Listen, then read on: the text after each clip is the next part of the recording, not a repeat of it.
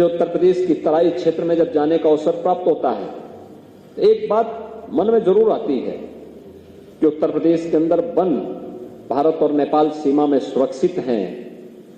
बहराइच, श्रावस्ती में, बहराइच में, बलरामपुर में, लखीमपुर खीरी में, पीलीभीत में, लेकिन जब उस पार हम जाते हैं नेपाल की तरफ तो वहां एकदम वन पूरी तरह समाप्त हो चुके हैं।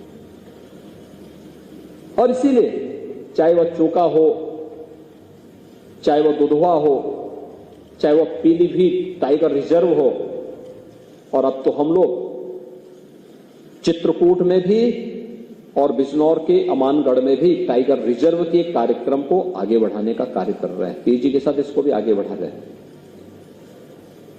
अनेक संभावनाएं इस क्षेत्र में उत्तर प्रदेश के अंदर पहले से मौजूद है, हम सब जानते हैं। यानी अगर स्पिरिचुअल टूरिज्म का स्थान है तो अवश्य ही हेरिटेज टूरिज्म का भी और इको टूरिज्म का भी स्पेस वहां उतनी ही संभावनाएं उसके पास मौजूद हैं। और उन्हीं संभावनाओं को देश और दुनिया के सामने लाने के लिए लोगों का इसके प्रति आकर्षण बढ़े, मनोरंजन भी हो, ज्ञानवर्धन भी हो, अतीत और इतिहास के साथ जुड़ने का अवसर भी प्राप्त हो, और भावी चेतावनी के प्रति हम सब जागरूक भी हो सकें। इस दिशा से उत्तर प्रदेश ने अपना eco tourism board, development board का गठन किया है। इको टूरिज्म डेवलपमेंट बोर्ड के पीछे का उद्देश्य ही यही है। लखनऊ में हम लोग एक नाइट सफारी बना रहे हैं पोखरेल के पास, और पोखरेल के नाइट सफारी के पहले हम एक नदी को जीवित करने वाले हैं लखनऊ में, उसका नाम है पोखरेल नदी।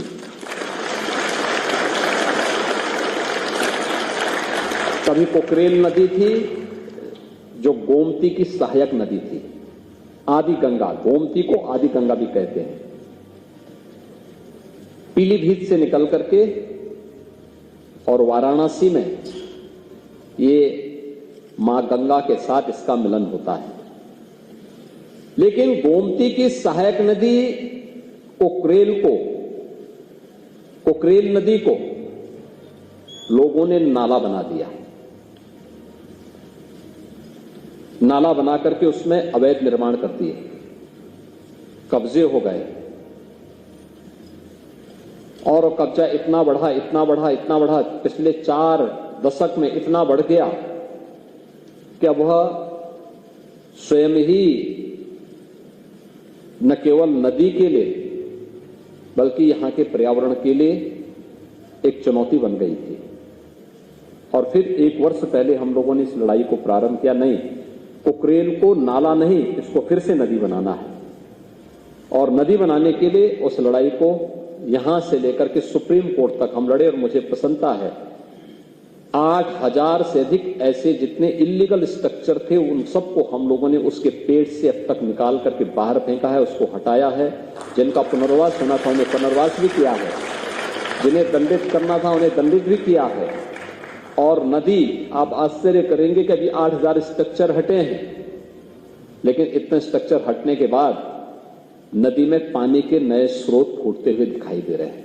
यानी जब गर्मी थी, जब नदियां सूख रही थी, जल के स्रोत सूख रहे थे, तब पोखरेल में नए जल के स्रोत फूट रहे थे। ये दिखता है कि हमने जल के स्रोत अपने स्वार्थ के लिए स्वयं बंद किए हैं, लेकिन यही स्थिति अन्य जगहों पर भी है। हमने कभी भी उस दिशा में प्रयास नहीं किया है, और इको टूरिज्म डेवलपमेंट बोर्ड इस बात के लिए हमें आगाह कर रहा है कि ज्ञानवर्धन के लिए भी, मनोरंजन के लिए भी हम अपनी प्रकृति के इस उपहार का उपयोग करें, लेकिन इसके साथ साथ आने वाली पीढ़ी को एक लंबे समय तक ये उपहार इसी रूप में, मनोरंजन और ज्ञानवर्धन के रूप में प्राप्त होता रहे। इसलिए इसके संरक्षण की जिम्मेदारी भी हमारे ऊपर होनी चाहिए, हर पीढ़ी को अपने ऊपर लेनी पड़ेगी। और उसी दृष्टि से इस कार्यक्रम को आगे बढ़ाने के लिए एक अभिनव प्रयास प्रारंभ हुआ है।